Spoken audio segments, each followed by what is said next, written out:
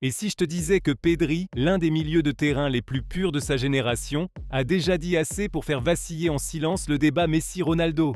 Pas à travers un gros titre tapageur, pas à travers une conférence de presse explosive, et même pas à travers une attaque directe contre Cristiano Ronaldo, mais à travers quelques réponses calmes, quelques confessions presque innocentes, qui révèlent à quelque chose de plus profond sur ce que cela fait de jouer au football aux côtés de Lionel Messi, tout en grandissant dans l'ombre de la plus grande rivalité que ce sport ait jamais connue. Car Pedri a parlé de Messi d'une façon que très peu de jeunes stars emploient, à propos d'un autre joueur. Pas comme un fan essayant d'être respectueux, pas comme un coéquipier distribuant les compliments habituels, mais comme quelqu'un qui est entré dans ce vestiaire, qui a vu l'aura de près, qui a ressenti la vitesse de son esprit, et qui a immédiatement compris que ce n'était plus un football normal. Et c'est là que cette histoire devient inconfortable. Parce que si un milieu de terrain aussi intelligent que Pedri continue à décrire Messi comme quelque chose d'impossible à imiter, impossible à comparer, et presque impossible à assimiler en temps réel, alors peut-être que le débat Messi-Ronaldo n'a jamais porté uniquement sur les buts, les ballons d'or ou les trophées. Peut-être qu'il a aussi toujours été question de l'impression que chacun laisse derrière lui. L'un donnant au football une apparence lisible, presque paisible, même à sa vitesse la plus folle. L'autre transformant ce sport en une épreuve de survie, d'obsession et de punition. Même époque, même trône, deux légendes. Alors pourquoi la vision de Pedri sur Messi compte-t-elle autant? Et qu'est-ce qu'elle révèle? Pas seulement sur Messi, pas seulement sur Ronaldo, mais sur la véritable nature de la grandeur. Dans le football, avant de commencer, n'oublie pas de liker la vidéo, de t'abonner à la chaîne et de la partager si tu aimes les grandes histoires de football qui vont au-delà des buts et des trophées. Pedri n'est pas une voix quelconque dans ce débat. Ce n'est pas un consultant retraité qui devine de l'extérieur. Ce n'est pas un ancien joueur nostalgique qui romantise le passé. C'est quelqu'un qui a réellement vécu une partie de l'expérience Messi de l'intérieur.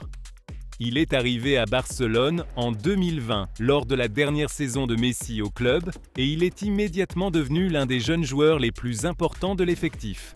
Rien que lors de cette première saison, Pedri a disputé 52 matchs avec le Barça, plus que n'importe quel autre joueur de l'équipe, et cette année d'éclosion lui a ensuite valu à la fois le Golden Boy et le trophée Copa. Et cela compte parce que cela signifie que Pedri n'a pas seulement admiré Messi à la télévision comme le reste du monde. Il s'est entraîné avec lui, il a partagé le vestiaire avec lui, il a disputé des matchs officiels avec lui, il a vu les mouvements avant même que les caméras puissent les capter. Il a vu les décisions avant que les défenseurs comprennent ce qui était en train de se passer. Et comme tant de joueurs qui s'approchent de Mekat à centaines de Messi, il a fini par parler de lui avec un mélange d'admiration et d'incrédulité. Pedri a déjà admis que s'entendre avec Messi est très facile. Il a aussi dit quelque chose d'encore plus révélateur. Quand tu entends Léo, tu sais que tu dois lui donner le ballon parce qu'il va créer du danger et qu'il finit généralement l'action d'une manière que lui seul peut produire. Plus tard, lorsqu'on l'a interrogé directement sur le débat du GOAT, Pedri a répondu encore plus clairement « Messi sans aucun doute, mais Cristiano est aussi un grand joueur ». Et dans une autre réponse, il est allé encore plus loin. Il n'y a qu'un seul Messi. Répéter ce qu'il a fait, ce n'est pas possible. Voilà pourquoi les mots de Pedri frappent Nanf différemment. Parce que ce n'est pas seulement de l'éloge, c'est un témoignage. Et même aujourd'hui, des années après cette saison passée ensemble, le contraste entre les deux icônes n'a pas disparu. Messi, désormais âgé de 38 ans, poursuit sa carrière à l'Inter Miami. Cristiano Ronaldo, désormais âgé de 41 ans, est toujours à Al Nassr. L'un représente encore le contrôle, le rythme et l'interprétation. L'autre représente encore la force, le rendement, l'obsession et l'idée que la prochaine action doit se terminer dans le sang. Même époque, même ambition, manière différente de dominer le football. Et c'est là que la perspective de Pedri devient troublante. Parce que si ces deux hommes ont conquis la même génération, pulvérisé les mêmes standards et forcé tout le monde du football à choisir un camp, pourquoi tant de joueurs parlent-ils de Messi comme s'il rendait le jeu compréhensible, tandis que Ronaldo donne l'impression d'incarner la pression permanente? Cette question nous mène au moment où Pedri a dit la chose qui change tout. Pedri n'a pas fait une confession dramatique sur Messi et Ronaldo en une seule phrase iconique, comme les gens imaginent que ces débats se produisent. Il n'y a pas eu de grand discours, pas de confrontation virale, pas de manque de respect. En réalité, c'est précisément pour cela que ces mots comptent davantage. Ils sont venus doucement, une réponse ici, une réponse là, Un souvenir à propos d'un entraînement. Une phrase sur la facilité avec laquelle il comprenait Messi. Une décision simple dans le débat du GOAT. Un aveu calme selon lequel personne ne peut reproduire ce que Messi a fait. Pièce par pièce, Pedri a dessiné un tableau qui en dit bien plus que n'importe quelle opinion bruyante ne pourra jamais le faire. Parce que lorsqu'un joueur comme Pedri dit que s'entendre avec Messi est facile, ce n'est pas une banalité, c'est une révélation tactique. Le football au plus haut niveau est un chaos déguisé en structure. Le jeu va trop vite, les marges sont trop faibles et le nombre de décisions à prendre par seconde est trop brutal pour que quoi que ce soit paraisse facile. Donc quand un milieu de terrain d'élite dit que jouer avec un seul homme simplifie tout, ce qu'il veut vraiment dire, c'est que ce joueur voit le jeu avant tout le monde. Il réduit la panique, il réduit le bruit, il réduit l'incertitude, et c'est là le pouvoir de Messi. Il fait que des footballeurs de classe mondiale se sentent plus calmes. Il fait paraître l'impossible organisé. Il donne au jeu l'impression qu'il peut être résolu. La grandeur de Cristiano Ronaldo, en revanche, a toujours eu une autre texture. Même pour les joueurs qui l'admirent, le vocabulaire employé à son sujet est différent.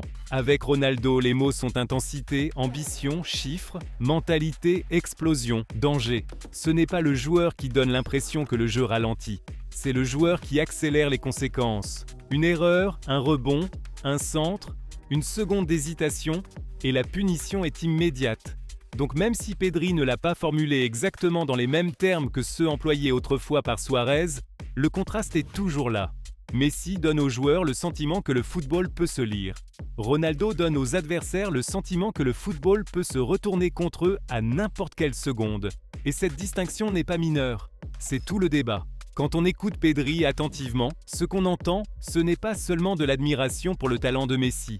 On entend du soulagement, on entend de la confiance, on entend la voix d'un milieu de terrain qui a compris qu'à côté de Messi, le jeu cesse d'avoir l'air aléatoire. La bonne passe devient évidente, le bon déplacement devient visible. Les moments les plus difficiles cessent d'avoir l'air si violents. Voilà pourquoi tant de joueurs intelligents parlent de Messi de la même manière. Pas parce qu'il leur crie dessus, pas parce qu'il domine le vestiaire par la peur, pas parce qu'il exige une obéissance aveugle, mais parce qu'il retire la peur du terrain. Il rend au football sa logique. Ronaldo, pendant ce temps, domine selon une logique différente. Sa grandeur est construite sur le fait de transformer chaque match en une question que l'on ne peut pas repousser. Peux-tu survivre 90 minutes sans une seule erreur? Peux-tu défendre chaque centre? Peux-tu égaler chaque sprint, chaque saut, chaque transition, chaque finition?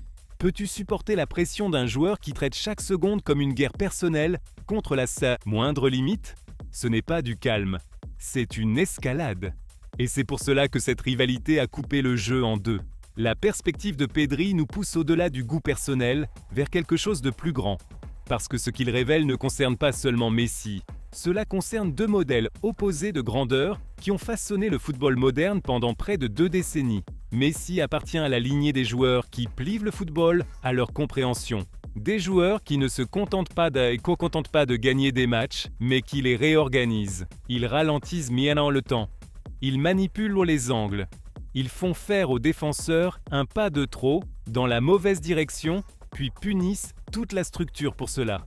Avec ces joueurs-là, le match ne paraît pas sauvage, il paraît guidé. Même dans le chaos, il existe un ordre caché. Cristiano Ronaldo appartient à la lignée des joueurs qui conquièrent le football par la force de leur volonté. Des joueurs qui attaquent tant le jeu jusqu'à ce qu'il cède.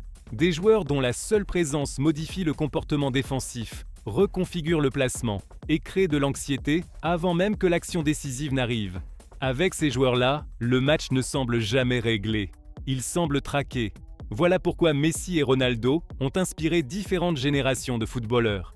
Messi a inspiré ceux qui croient que le football est affaire de lecture, de géométrie, de timing, de dosage de la passe, de silence, d'intelligence exprimée par le mouvement. Ronaldo a inspiré ceux qui croient que le football consiste à s'imposer, à bâtir un corps d'élite, à répéter sans fin, aux chiffres, à l'intensité, à ne jamais accepter la moindre limite naturelle. Aucun des deux chemins n'est faux, aucun des deux chemins n'est insignifiant, mais ils mènent à des mondes émotionnels radicalement différents. Et c'est cela qui rend les mots de Pedri si puissants. Parce que lorsqu'il dit qu'il n'y a qu'un seul Messi, il ne fait pas seulement d'un homme le vainqueur, il décrit une catégorie d'expérience. Il dit que certains joueurs peuvent être reproduits par fragments, imités dans le style, évoqués à certains moments. Messi, non, pas vraiment. Pas comme sensation footballistique totale, pas comme présence, pas comme manière de faire ressentir à des footballeurs d'élite que le jeu est soudain devenu plus simple qu'il ne devrait l'être. Cela devrait changer notre façon de juger la grandeur. Parce qu'à ce niveau, la grandeur ne se résume pas à ce qu'un joueur produit. Elle se mesure aussi à ce qu'il force tous les autres à devenir. Messi transforme ses coéquipiers. Autour de lui, les milieux deviennent plus calmes. Les coureurs deviennent plus précis. Les latéraux montent avec davantage de foi. Les attaquants font des appels qu'ils n'oseraient pas faire avec quelqu'un d'autre. Même les phases moyennes de possession commencent à sembler dangereuses, parce que Messi donne de la confiance à toute la structure. Il ne crée pas seulement des occasions, il améliore la croyance. Ronaldo transforme ses adversaires. Face à lui, les défenseurs reculent plus tôt. Les défenseurs centraux deviennent plus nerveux. Les gardiens se préparent aux frappes avant même que le ballon n'arrive. Des équipes entières commencent à penser à la prévention avant même de penser à leur propre jeu. Ils ne marquent pas seulement des buts, ils réorganisent la peur. Et c'est pour cela que le débat n'est jamais mort. Parce qu'une forme de grandeur élève. L'autre intimide. L'une rend le jeu beau, l'autre rend le jeu impitoyable. Pedri, à sa manière, nous tend ici un miroir. Parce que lorsque les fans se disputent à propos de Messi et Ronaldo, ils révèlent souvent davantage sur eux-mêmes que sur les joueurs. Certains sont attirés par l'ordre, l'élégance et un génie qui éclaire tout autour de lui. D'autres sont attirés par la volonté, la punition et une forme de grandeur qui semble forgée dans le refus, dans la répétition, dans une fin presque inhumaine. Veux-tu que le football soit quelque chose qui ait du sens ? Ou veux-tu que le football soit quelque chose qui te submerge ? Voilà le vrai choix. Et c'est peut-être pour cela que les mots de Pedri continuent de résonner. Parce qu'il ne parle pas comme un journaliste. Il ne parle pas comme un compte de fans. Il ne parle pas à distance. Il parle comme quelqu'un qui est entré dans le vestiaire du Barça, a vu Messi devant lui et s'est dit « Qu'est-ce que je fais là avec ce type ?»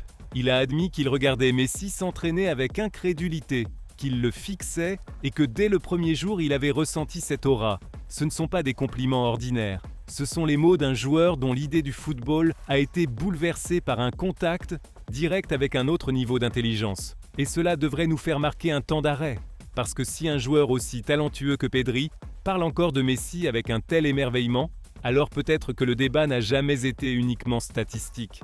Peut-être que les chiffres n'étaient que la partie visible de l'argument. En dessous, autre chose s'est toujours joué. Messi faisait croire aux gens que le football pouvait encore être de la poésie à pleine vitesse. Ronaldo faisait croire aux gens que le football pouvait encore être conquis par l'obsession. L'un a transformé ce sport en langage, l'autre l'a transformé en champ de bataille. Pas étonnant que le monde ne se soit jamais mis d'accord. Pas étonnant que cette rivalité ait défini une époque. Et pas étonnant non plus qu'elle semble encore si personnelle. Pedri n'a pas mis fin au débat Messi-Ronaldo. Il a expliqué de manière plus discrète et plus révélatrice pourquoi il ne pourra jamais vraiment prendre fin.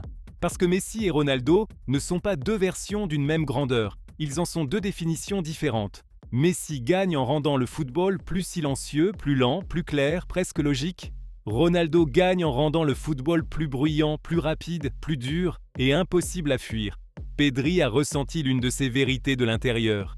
Il a vécu une saison aux côtés de Messi et en est ressorti en disant, sous une forme ou sous une autre, ce que tant de coéquipiers laissent entendre depuis des années, qu'à côté de Léo, le jeu devient plus facile à respirer, plus facile à lire, plus facile à faire confiance. Cela ne rend pas Cristiano moins monumental, cela révèle simplement que sa grandeur vit à une autre température. Et c'est peut-être là ce que la plupart des gens ratent. Ce débat ne consiste plus vraiment à choisir le meilleur palmarès. Il s'agit de choisir la vérité footballistique qui te touche le plus. Crois-tu au contrôle ou à l'éruption, à l'harmonie ou à la domination, au génie qui démêle le jeu ou au monstre qui le punit? Il n'y a pas de mauvaise réponse, seulement de l'honnêteté. Et c'est pour cela que cette rivalité ne mourra jamais. Pas parce que Messi et Ronaldo sont encore actifs, mais parce qu'ils représentent deux forces qui existeront toujours dans le football. Maintenant, c'est à ton tour. Après avoir entendu le point de vue de Pedri, avec lequel des deux préférerais-tu jouer et lequel préférerais-tu affronter? Dis-le nous dans les commentaires. Like la vidéo si cette histoire t'a fait réfléchir et abonne-toi à la chaîne, parce que les plus grandes histoires du football ne parlent jamais seulement de football.